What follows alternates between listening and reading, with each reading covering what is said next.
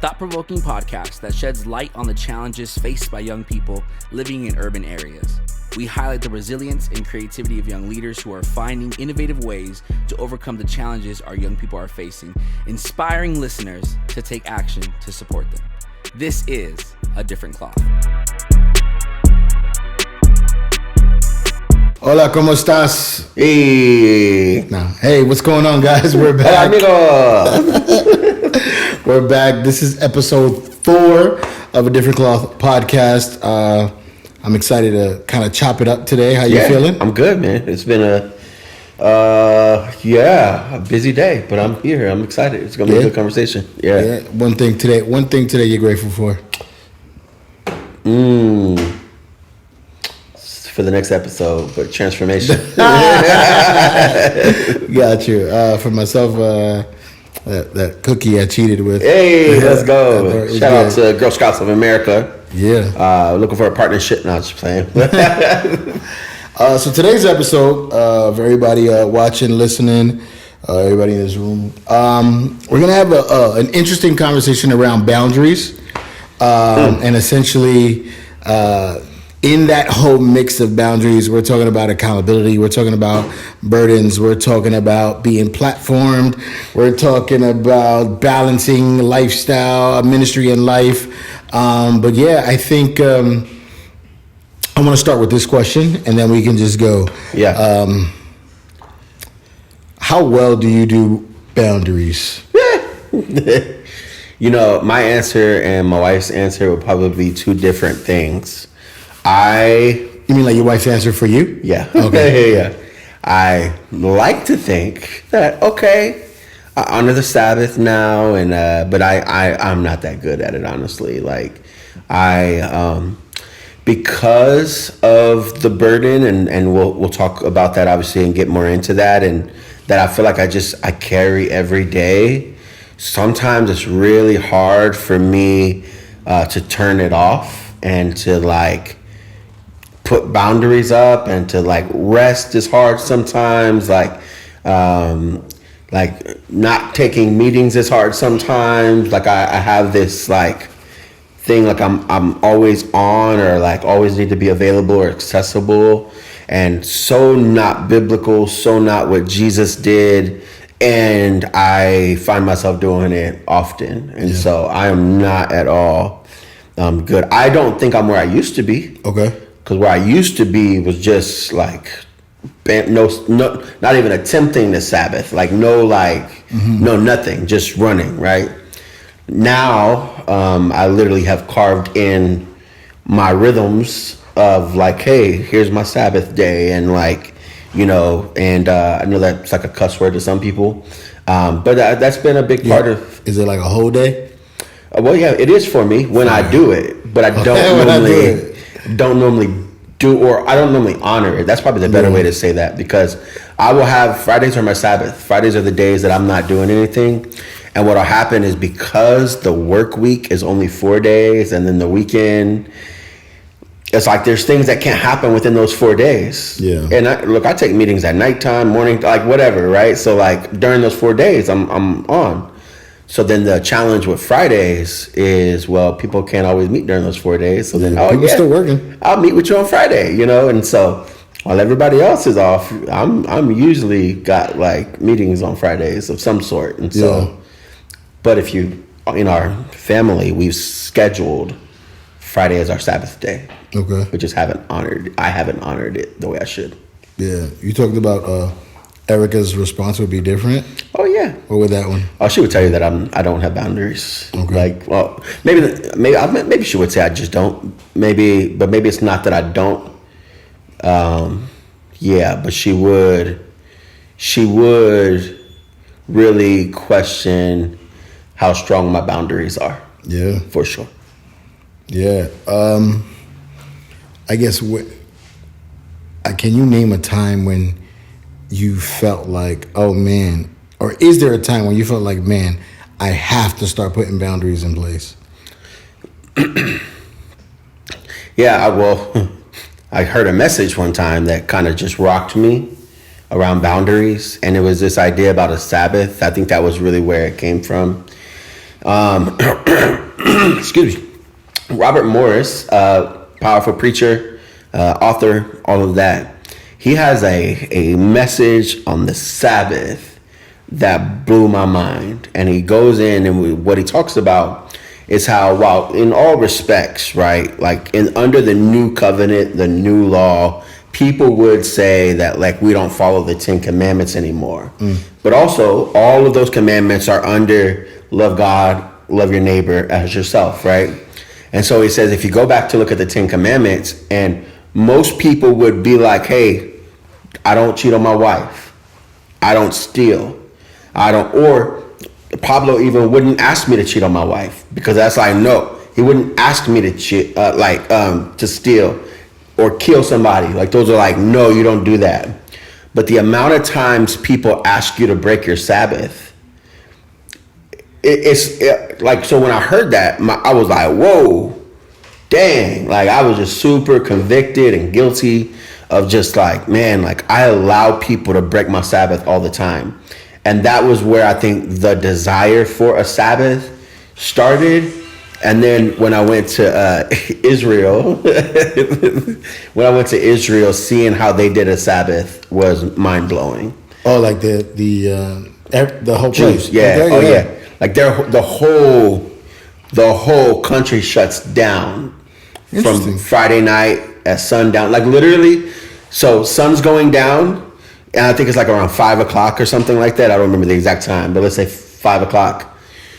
They have to stop selling you food by a certain time, so they have time to clean up the shop and get out of there in time to make it home for Shabbat. Yeah. And Shabbat is literally from sundown to sundown the next day. Yeah. And so look, but to see ghost town, but also to see the family dinners that took place during that, and what was created within those boundaries and within that margin of like rest, and like mind blowing. Yeah. Mind blowing. Yeah. Yeah, no, that's I think my modern day boundaries and Sabbath is do not disturb on my phone. Yeah, I just throw it on and there you go. Yeah, which is most people, right? Like that, there's a real thing right now, especially in ministry. And look, no shade, but I'm gonna keep it 1,000. I was at a church that didn't respect my boundaries. What's the name of the church? No, I'm joking. like literally, it didn't matter. It didn't matter. Like. What do you mean? I'm gonna tell you. Okay. On a vacation with my wife. Okay. And I have to respond to my phone if they hit me up. Wow. Like that type of like, there's no room for boundaries. That was like a specific like, no, you can still respond to this. Yeah. And I was like, oh, that's different. Yeah. Yeah. Wow. I feel like I want to keep asking questions. I'm just saying. I think I've lived in the not having boundaries for so long. Yeah. I know how dangerous it is for yourself, for your family, for everybody God's calling you to. And I think that's why people like Chick-fil-A are doing so well in business. Like, have you ever noticed like the one day people really want Chick-fil-A is on a Sunday? Oh, that's fine. It's like, oh man, like. But they're shut down because there's a boundary there. There's like, I just think there's a lot of beauty in boundaries.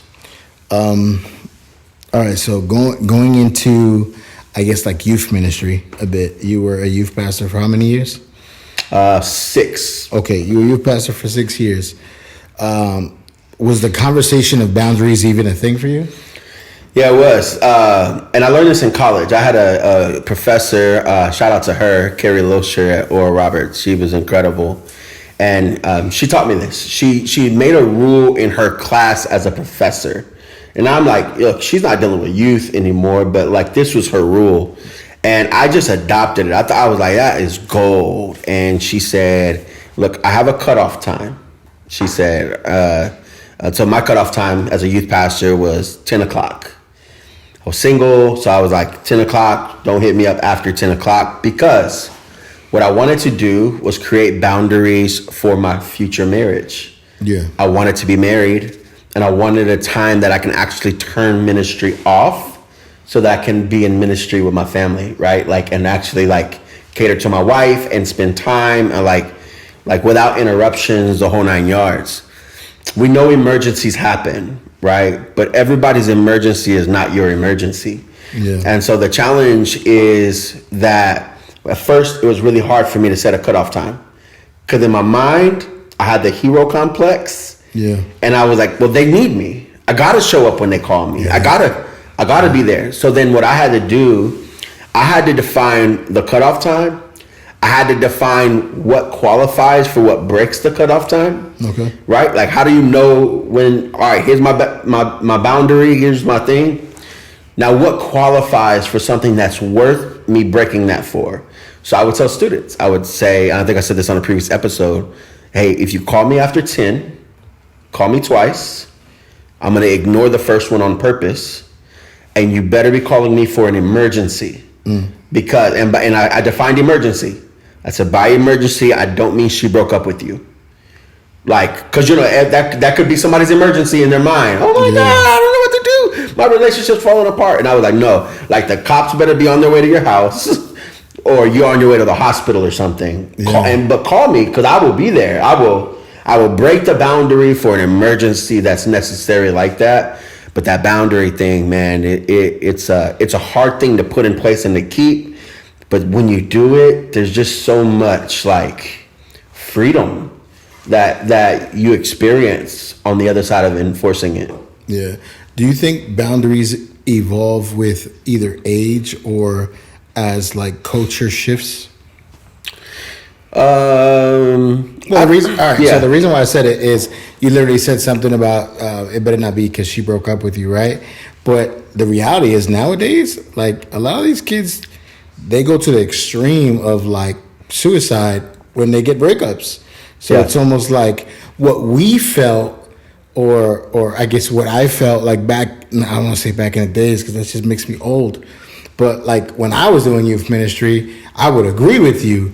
But then it's like now it's just like, I think I don't know how to call it, but essentially like I think it's shifted so much that even the minor things are like big deals for a lot of these young people now. So I don't disagree with that, right? And I would still have the same rule. If I was a youth pastor today, I would still say a breakup does not qualify, right? Because the challenge is this, I think what people make to be their emergency always is not an emergency. It's a perspective conversation, right? And so the question for me is, will you live until tomorrow morning? If you will, reach out at 8 a.m. then. And let's have that conversation then. You know what I mean? Yeah. I think that's why you have to define it that way. Because unless like your life is in jeopardy that night. Now, don't get me wrong. If there was a breakup and then there was a suicidal thought for that night, that would classify as an emergency. I want to hurt myself. Okay. Right? That's different than, a breakup, right? Yeah. So those are real conversations, but I don't know that it changes over time or culture. I just think the person who's creating the boundaries has to be the one to define what an emergency is to them. Yeah. Because if not, everybody will make their emergency your emergency, and then there will be no boundaries. Yeah, I think boundaries is such an interesting like thing for me, just because I had no boundaries as well. I think, I mean, even from when I was like unsaved to saved, it was essentially like I wanted everyone around me to live on my time and kind of live on my time. Like, even especially if it was my dime. Like if it was my dime, like you got no choice. You know what I mean? And I feel like I really didn't see the weight of unhealthy like boundaries or not having boundaries, period. I never really seen the weight of it until I got married. And I realized like, obviously I got married, I started doing ministry. And I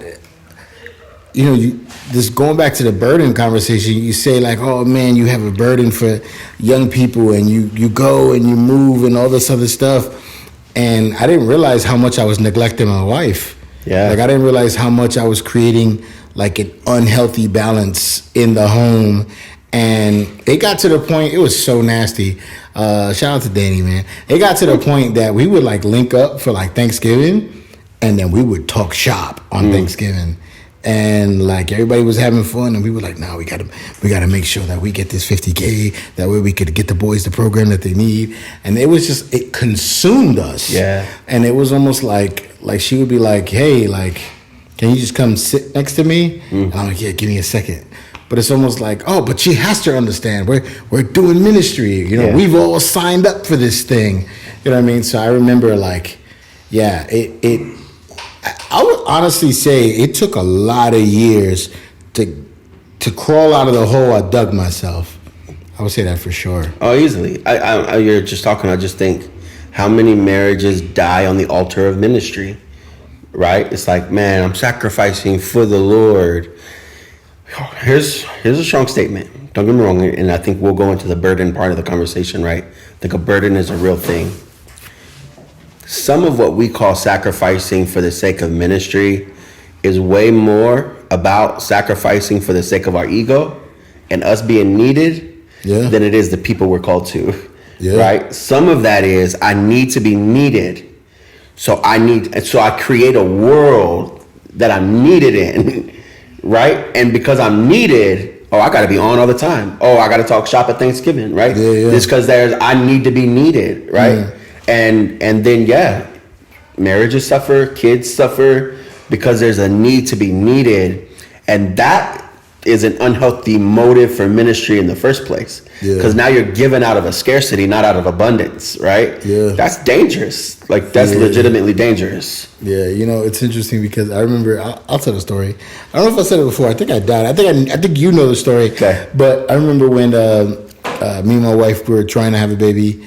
And I remember we had a quarterly meeting, and I remember the meeting went so bad, and I was so pissed. And I remember like driving all the way home, like, man, these people don't know what they're doing, yada yada yada. Like, and I was infamous with bringing work home. So I remember walking into the door, and I'm telling Denise, like, yo, can you believe what just happened? I'm going in. I walked right by balloons. I walked right by like a sign. And I remember her telling me like, oh yeah, no, it's cool. Just give yourself a minute. Cause she was like, hey, there's food in the oven, da da da da. And she was saying all this stuff. And I was like, oh, then this, that, and this person did this wrong. And it's so frustrating. And man, I'm just trying to do a good job. And and she's like, it's cool, man. How about you give yourself a minute, Give yourself a minute, calm down, there's food in the oven. And I said, I don't want that in the stupid oven. I said it. I'm like, I'm trying to talk to you. Yeah. So she goes into the oven, she pulls out a pregnancy test, and she throws it at me. And it was literally a bun in the oven kind of thing. Sheesh. And I walked by the balloons and the sign and all of it. And it was like, oh, wow. Yeah, I'm in the doghouse now. Yeah, like, you are. Yeah. Like, and that, I think from that day forward, never brought work home with me. Yeah. To me, the bringing work home conversation is tough just because of the nature of the beast, right? Yeah, you run the work. Yeah, right. But hear me. Man, I imagine in a perfect world having a level of balance and boundaries. Oh, for sure. That allows, space for stuff like that you're not missing. Yeah. That you don't miss the signs and the like, and then how intentional you get to be with your wife and like things like that. And so, and hear me. Like when I say like bringing work home, like me and my wife both do it. We'll like, hey, I'm gonna just do this real quick. I'll be right back. Like we communicate now, and of like, hey, I'm just kind of behind on this thing. How do you feel about it? Okay, you could do it when I put the kids to bed or whatever, and we'll get into it. I think for me, bringing work home was like the things because my wife is there and she's my support system and she's the one that's supposed to kind of help me through everything. I wouldn't talk to her about the goodness of work or the great things. I would just dump all my frustrations on her, and she would just literally feel all those punches that I wanted to give everyone else. Yeah. And then I just wonder, even like, I know I'm guilty for sure, and how much that shapes their view of the ministry and the work you're doing and the people you do it with. You know what I mean? That's a fact. Then there's like a whole, And we think in our world, right? You're like, oh man, my wife's there for me, and she allows me to vent and stuff like that, which is true, right? Yes. And like, there's a level of, I mean, almost contaminating that's happening of their perspective and view, and like of the people that we're called to do ministry with and things like that. And you know, it's so interesting because when I was young, I was doing youth ministry. Like nowadays, like I really like the fact that when they hire like a youth pastor, it's usually like a married couple or something like that. When I don't know about when you were doing ministry. When I was doing ministry, it was just one dude, 30-something kids, 50-something kids, 70-something kids, and you spoke. You know, you were praying for everyone. You was talking to everyone. Yeah. And I guess like for me that like those boundaries change, right? Like because when I was young, I mean, I just grabbed the church van. Throw everybody in it. Yeah. Let's just go somewhere. You know what I mean? Dropping kids home off, blah blah blah, and then once I like got married, or even once I had like a job, because youth ministry back then nobody got paid. First of all, I never did. Nobody got paid. Now you guys are lucky. You guys are lucky. Nobody got paid, and it's just like, oh, I gotta like balance a whole full-time job and like, you know, like work on my sermon for every Friday. But I think like once I started shifting out, then I realized I was like, I don't know if I can keep up this level of intensity with like the way I've been going. Yeah. Like I gotta find a way to put parameters or boundaries around it to kind of like adjust. And then when me and my wife got married, we were like, oh, we were gonna do it together, and then that was cool. Then the baby came, and then it shifted again. Yeah. And it was almost like, and I'll tell you something we both did, and she'll admit to this. Like, because we love ministry so much, right? And I'm about to go to the burden, but I'm waiting. Because we love ministry so much, and she loves serving, and then I love serving, we never took time away from the church. We took time away from each other. You know what I mean? And it was like almost like, oh, well, we have this time. Well, all right, how about we just hang out for 3 hours instead of 4, and then we can give the church an extra hour. And then that just kept happening. And then when we had our son, when we were like, well, we got to give our son some time, and we only have 3 hours. How much? We'll give him 2. We just have an hour. We'll watch a show together. And we went like that for years of just like 1 hour relationship with us when everyone else got all these hours. So yeah, that was super unhealthy. No one do that. Unhealthy and hard, right? Yeah. It's hard. It is hard, man. When you're committed to the work. Like I remember for us, we got married. And, you know, most people get married and go on a honeymoon. Yeah. We got married and went right into a 3-week, 3-city tour youth conference. like literally. Oh, that was around that time. Oh, it was March 2nd. It was when we got married. March 17th was our first tour. So no honeymoon, because then you got to plan. You're in the cities that week doing, and I would always feel bad about it. And thankful for Erica, because she corrected me, and she was like, no, I don't think you get it. Like, if this is what we're called to, this is what we're called to, and that we're in this together. And we were able to take a honeymoon later on, right? Yeah. And go on a cruise and enjoy.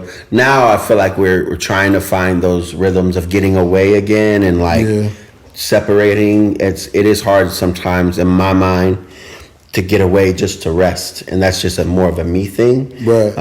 And to get away and rest, but actually shut your brain off. Yeah, all of that. Wow. Like I almost need like 2 days just for the brain to wind down. Got you. And then some rest, and then, you know what I mean, like just because it's like, man, it's tough. So I guess even on weekends, all you have is really like Sunday.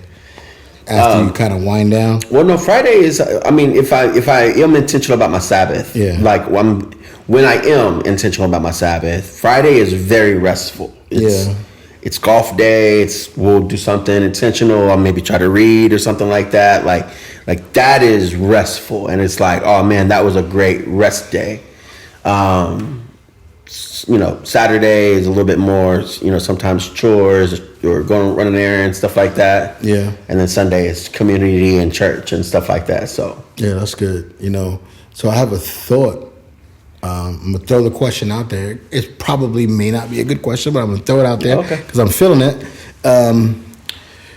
When does burden become an idol? It's a good question. It's a really good question. Well, an idol is anything that you put in the place of God. And so if we defined idol, that would be my definition of idol. Anything that I put in the place of God. And sometimes what I put in the place of God can actually be really good things. Spouses, like, like good things, but they just become the idol, right? The burden could be the same thing. It's like, man, when I do the work more than I spend time with God, or when I do the work void of God, it's like I'm about to work. We're gonna do X, Y, and Z. We're gonna change the world. We're gonna all of that. So anytime the work that we are doing takes the place of the God we're doing it for, burden will become an idol. And on multiple times in my life, burden has for sure been an idol. Yeah. I would say the same. I think for me, it was easy to just kind of put it on the kids and just be like, well, I have to do it. And I think I would mask the fact that I was a believer and I served God, and God put me in this position with what everything I did was God driven. But the reality was, it was like I guess the reality was nothing I was doing with those kids that I even go to God for. You know what I mean? It was just a bunch of I planned it, it happened, we were doing it, and I'm like, well, of course God is going to bless this because he put me here to do this Exactly. stuff. Yeah, so that's for me, it's a tough one. Yeah. How would you navigate, I guess, someone who is struggling with this same thing right now? I guess, how would you navigate that with them? Well, yeah, I mean, you learn from your mistakes, right? And so I've made enough of them that I can be like, hey, I promise it's not worth it for you to not create margins for yourself and boundaries for yourself. And I met with a friend earlier today, and I was just thinking it's beautiful to hear about what God's doing in his ministry, but it's even more beautiful to hear what God's doing in his marriage. Yeah. You know what I mean? So it's really a matter of prioritizing the most important thing, which should always be God, family, then the work that we do. And so I think when you get those priorities mixed up, you're walking really dangerous waters. Yeah. And you gotta be careful with that. How important is accountability within all of this? Well, look, I got a mentor, Larry Acosta, that used to get on my nerves because he would always call me at the most inopportune times to be like, hey, buddy, how's your thought life?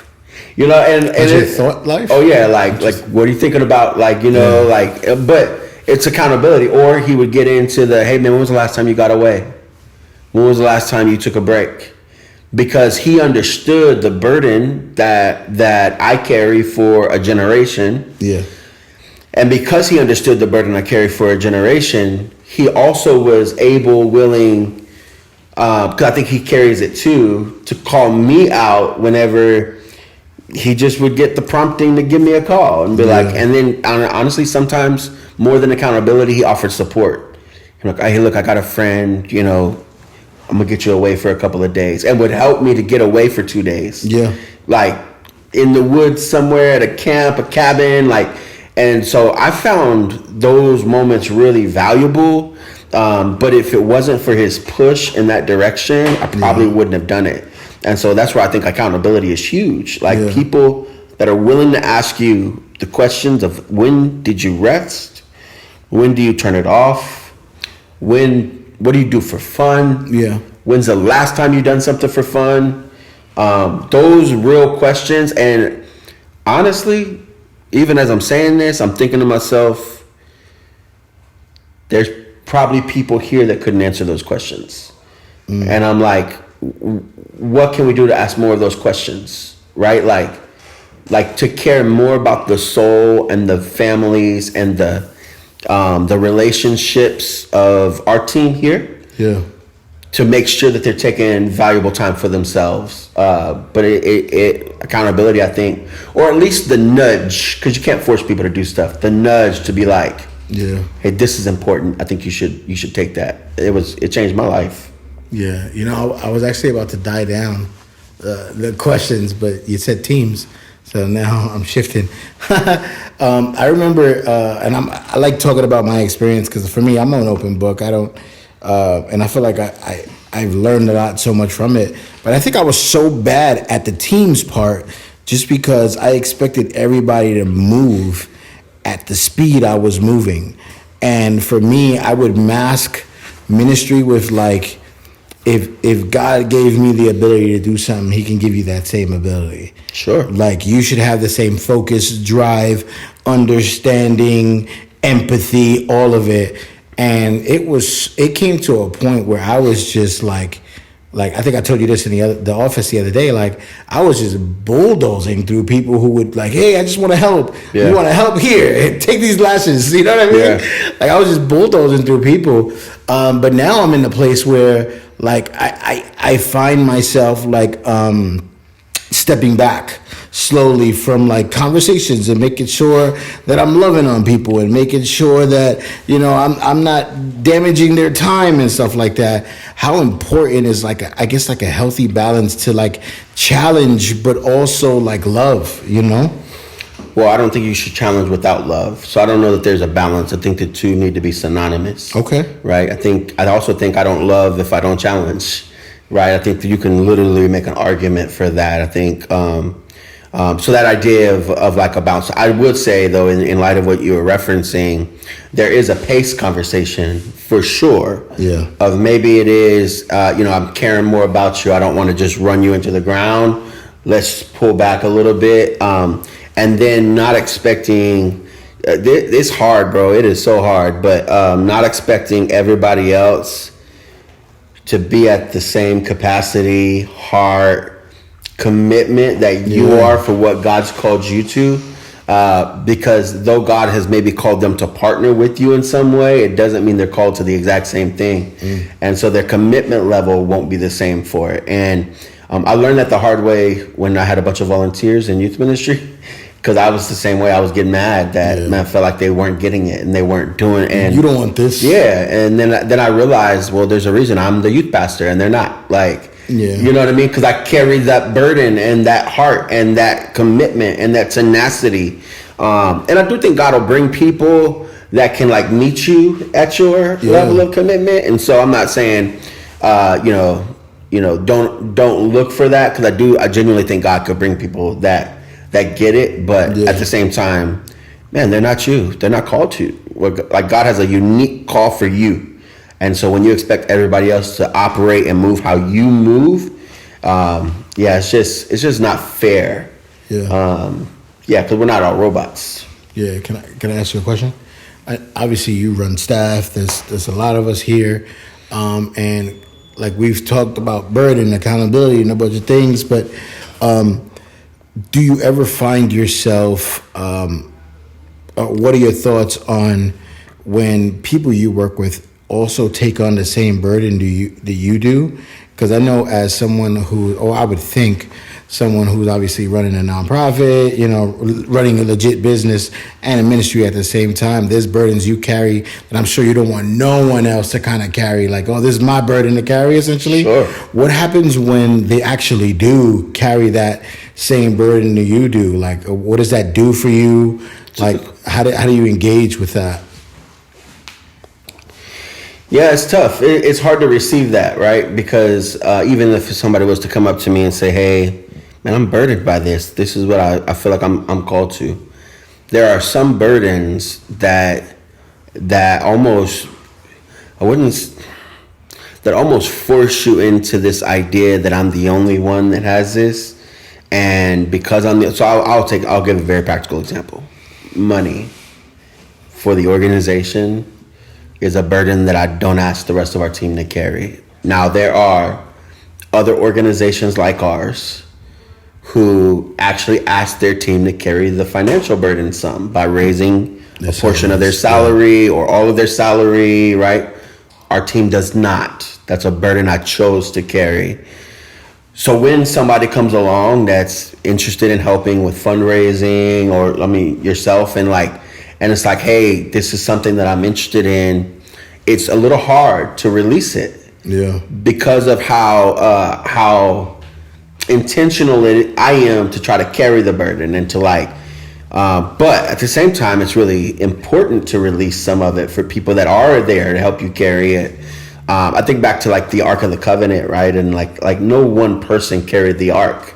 There was literally multiple people that were carrying it at the same time because of the weight of it. And I think that same thing is true of burdens. That God does send people to assist you to carry the weight of the burden. Now, in a perfect world, our team here, and our team is doing a great job, but they would carry the burdens of students and schools and administrators so that I didn't have to, so that I could carry the burden of vision, finances, you know what I mean? Yeah. And so, but because we're still growing, there's this I find myself on both sides of that, when in all reality, if I could lean in and focus on one burden that I get to focus on, then I think I would be able to make a lot more progress in that. Does that make sense? Yeah, it makes a lot of sense. Yeah. We work with a lot. We work with a lot of youth workers, whether in the church or in the school system, right? I guess, what would you say to someone who's listening to all this, oh, this is all dope, but one, how do I set boundaries for myself in a practical way to just start and just not start cutting off people? And how do I understand what burden or what to do with my burden? And then the third one is the accountability portion of it. Well, how do you set boundaries is hard. When you've lived without boundaries and all of a sudden you start to put constraints around you, you're going to kick and scream and squirm, and it's not going to feel good. And people who have been around you without boundaries are now going to be frustrated by the fact that you got boundaries now. Yeah. And that's really you're doing, not theirs. Yeah. You know what I mean? So the moment you start putting parameters around certain things, you switched up. Yeah, facts. And it's just tough. So there's no easy way to do that other than decide what boundaries you want, put them into place, and live within those boundaries. Yeah. Right? That's just flat out what I would say to that. The accountability piece is important because I would say once I know what boundaries I want to put in place, then I need to have somebody that can check on my boundaries. Yeah. Somebody that's willing, and I would say emphasis on willing, to ask the hard questions. Not everybody's willing to ask hard questions, right? Yeah. Some people are really passive and really don't want to be confrontational. That's probably not the type of person that I would say, I want you to ask me hard questions about my boundaries and it needs to be somebody who loves you enough to challenge you when you're not doing it. And so I think that's a big part of that. The second question in between, I think I lost. It was the burdens conversation. Of what to do with it? Yeah, essentially, how do I not only identify it, but create not the idle, but the healthy part of burdens. Yeah, well, let's just talk identifying real quick, because I have in my thought process, I've said this before. I don't know if I've ever said it on the pod, but I say it's not passionate people who change the world. It's actually burdened people who change the world. What keeps me up at night is that there's urban students dying, literally. That if somebody doesn't intervene, that's going to be a problem. That keeps me up at night, right? That burden is what pushed us into a nonprofit. That burden is what pushed us into all these schools. So there's the burden that's drove us, right? Here's how you find your burden. We're on a podcast, and I think Pablo said "damn" one time. So the burden is what pisses you off. Yeah. When you think about society and the world we live in, what frustrates you? What makes you pound the table? What's the thing that happens around you that you're just not okay with? For some people in the church world, it's like biblical illiteracy. Oh, that's just not okay. That's That's a burden for a reason. There's a reason that's such a thing for you. For other people, it's inner city kids. It's like, man, they're going to sleep at night with no food, no resources. Like, that's a burden for a reason. And to me, when you figure out your burden, it will fuel your ministry. It'll fuel your purpose. It'll literally be the thing that puts you in the direction. Now, God has a way of taking your burden and your gifts and putting them together for this divine purpose. That's my formula in my mind of how I see it. Just because I don't know that there's a scripture that specifically says that, but like, I think there's a burden and there's gifts, and come together, there's purpose. That's good. And that's literally what God calls us into. Where most people, you know what they hear, especially youth ministry, let's talk youth ministry for a second. What most people do is, oh, I love kids, I want to be a youth pastor. Or, and I know we're almost out of time, or I want to be a preacher. Yeah. For the mic and the stage, right? Yeah. But they're not losing sleep over at night because kids are hurting. That ain't. So then I'm like, well, you'll be a youth pastor for a year until another opportunity comes. And then you chunk the deuces because the burden wasn't there. So you actually never had any buy-in. There was never any like skin in the game. That's good. The only reason I've never taken a larger youth pastor job was because of my burden. I literally, there was a season, bro, where I had all of these companies who placed youth pastors in churches, like literally interviewing me. And I took it just to entertain it. But they was trying to put me in the middle of somewhere, Florida and in Ohio, and like all these mega churches that have these big thriving youth ministries. It was like, I think you'd be a good fit for this. Would you? Yeah. Big salaries, the whole 9 yards. Like, yeah, and yet this burden kept me. That's good. Yeah, sorry. That's good. No, I got stirred up at the end, you know. Hey, clip it. I got in my preacher bag. So. No, you're good. Listen, this is unfortunately the end of our episode today. But hey, I want to challenge you guys. Hit us up, DM us, hit us up on our IG, or if you're listening to us, write in the comments. Man, what's burden? What's a burden that you have?